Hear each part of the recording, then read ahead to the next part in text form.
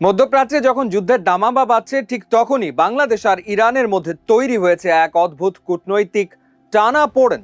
একদিকে ঢাকা যখন ইরানের কাছ থেকে বড় ধরনের কৌশলগত সুবিধা পাচ্ছে, ঠিক তখনই প্রকাশ্য সংবাদ সম্মেলনে অসন্তুষ্টি প্রকাশ করলেন ঢাকায় নিযুক্ত ইরানি রাষ্ট্রদূত জলিল রহিমি জাহানাবাদী সরাসরি বলেছেন, বাংলাদেশ সরকারের দেওয়া এক বিবৃতিতে কষ্ট পেয়েছে তেহরান। কিন্তু কেন? ইরান ইস্যুতে বাংলাদেশ কি এমন বিবৃতি দিয়েছিল যা তেহরানকে ক্ষুব্ধ করলো?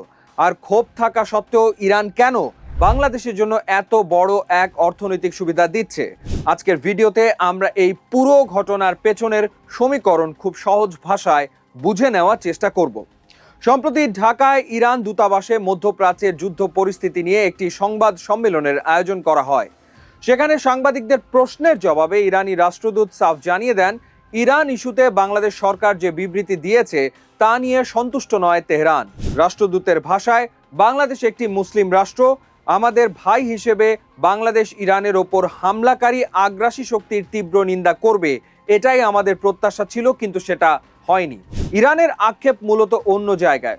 অমুসলিম রাষ্ট্র হয়েও রাশিয়া কিংবা চীন যখন এই ইস্যুতে ইরানের ওপর আগ্রাসনের নিন্দা জানিয়েছে, তখন বাংলাদেশ ওআইসি এবং জাতিসংঘের সদস্য রাষ্ট্র হয়েও কেন আরো কঠোর বা স্পষ্ট বিবৃতি দিল না? তবে এই অসন্তুষ্টি থাকলেও তেহরান কোনো আনুষ্ঠানিক প্রতিবাদের চিঠি ঢাকাকে পাঠাবে না। রাষ্ট্রদূত জানিয়েছেন, বাংলাদেশের প্রধানমন্ত্রীর সাথে সরাসরি দেখা হলে তিনি ব্যক্তিগতভাবেই এই ক্ষোভের কথা তুলে ধরবেন। কিন্তু এই মান অভিমানের খবরের ঠিক উল্টো পিঠে রয়েছে দারুণ এক সহযোগিতার গল্প। এই তীব্র যুদ্ধ পরিস্থিতির মধ্যেও বাংলাদেশ যে চরম সংকটে পড়েনি, তার পেছনে রয়েছে ইরানের বড় এক অবদান। ইরানি রাষ্ট্রদূত জানিয়েছেন, সম্প্রতি বাংলাদেশ সরকারের অনুরোধে হরমুজ প্রণালী পার হওয়ার জন্য বাংলাদেশের 6টি তেলবাহী জাহাজকে বিশেষ অনুমতি দিয়েছে ইরান সরকার। আপনারা যারা জানেন না তাদের জানিয়ে রাখি, হরমুজ প্রণালী বিশ্বের অন্যতম গুরুত্বপূর্ণ ও স্পর্শকাতর জলপথ। মধ্যপ্রাচ্যের সিংহভাগ তেল এই পথ দিয়ে সারা বিশ্বে যায়। যুদ্ধের কারণে এখন এই রুটটি অত্যন্ত ঝুঁকিপূর্ণ। ইরান জানিয়েছে, বাংলাদেশে চলমান জ্বালানি সংকটের বিষয়টি তারা নিবিড়ভাবে পর্যবেক্ষণ করছে। বাংলাদেশ একটি ভ্রাতৃপ্রতিম দেশ, তাই বাংলাদেশ যেন কোনো অবস্থাতেই জ্বালানি সংকটে অচল হয়ে না পড়ে, সেই কথা মাথায় রেখে ইরানের নিরাপত্তা কাউন্সিল হরমুজ প্রণালী দিয়ে বাংলাদেশের তেলবাহী জাহাজ চলাচলের অনুমতি অব্যাহত রাখবে। শুধু তাই নয়, যুদ্ধ পরিস্থিতির কারণে ইরানে আটকে পড়া 180 জন বাংলাদেশি ইতোমধ্যেই নিরাপদে দেশে ফিরে এসছেন। বাকি যারা ফিরতে চান তাদেরও সর্বাত্মক সহায়তা দেওয়ার আশ্বাস দিয়েছে ইরান। আসলে বাংলাদেশ সরকার কেন এই ইস্যুতে রয়ে শোয়ে পা ফেলছে তা বুঝতে হলে আমাদের বাংলাদেশের দীর্ঘদিনের পররাষ্ট্র নীতিকে বুঝতে হবে।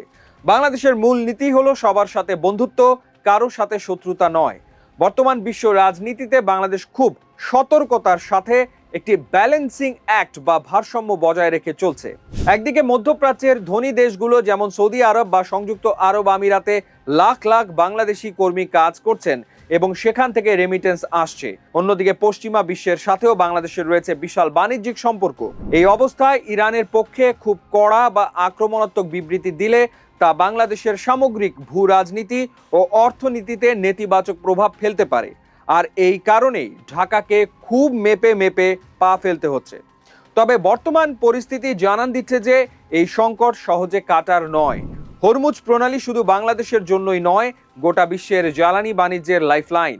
বিশ্বে প্রতিদিন যে পরিমাণ খনিজ তেল সমুদ্র পথে পরিবাহিত হয় তার প্রায় 1/5 পার হয় এই সরু জলপথ দিয়ে। বর্তমানে এই রুটটি রীতিমতো একটি টাইম বোমায় পরিণত হয়েছে। যদি এই যুদ্ধ পরিস্থিতি আরও দীর্ঘায়িত হয় এবং হরমুজ প্রণালীতে জাহাজ চলাচল পুরোপুরি বন্ধ বা ব্যাহত হয়, তবে বিশ্বজুড়ে তেলের দাম আকাশ ছুঁবে। আর সেই ধাক্কা কিন্তু বাংলাদেশের মতো উন্নয়নশীল দেশের অর্থনীতি সামলানোর জন্য কঠিন হয়ে পড়বে। তাই তেহরানের অসন্তুষ্টির চেয়েও এখন ঢাকার বড় মাথা ব্যথার কারণ এই ঝুঁকিপূর্ণ রুটটি কতদিন সচল থাকে।